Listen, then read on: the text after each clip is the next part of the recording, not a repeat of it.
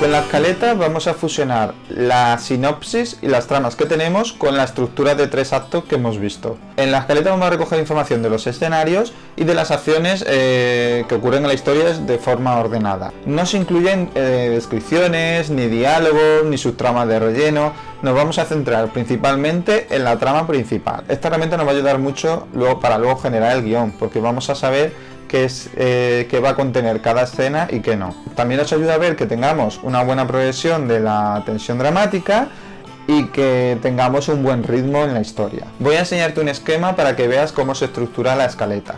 Este esquema también os lo dejaré como recurso adicional para que podáis descargarlo en la lección.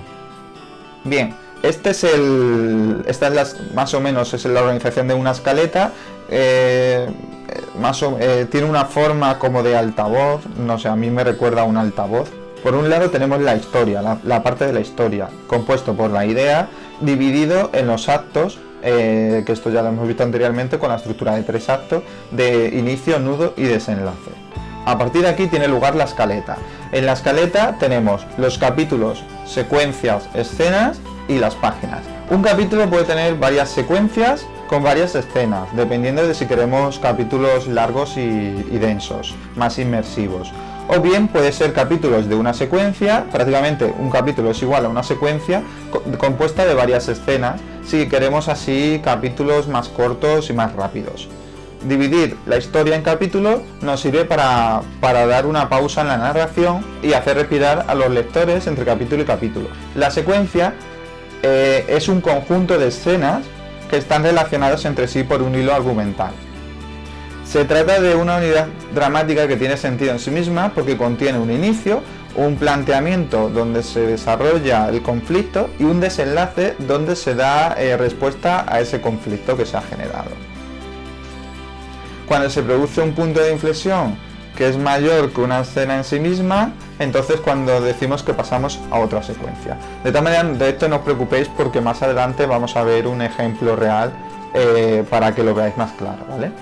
Una escena es una acción que transcurre en un espacio y en un momento determinado. Y por ejemplo tenemos una serie de viñetas donde es por la noche y 2 personajes están hablando y luego en la siguiente viñeta vemos una cartela que pone al día siguiente. Esto claramente marcaría el final de una escena y el principio de otra, porque ha habido un cambio temporal.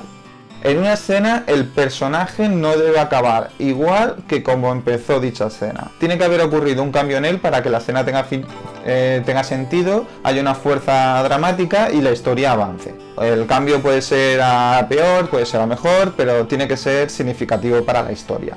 Y por último tenemos las páginas. La historia se divide en páginas, es nuestra unidad de medida en un cómic. Igual que una película son exclusivamente las escenas, en un cómic nos tenemos que fijar principalmente en las páginas, en el número de páginas que va a tener.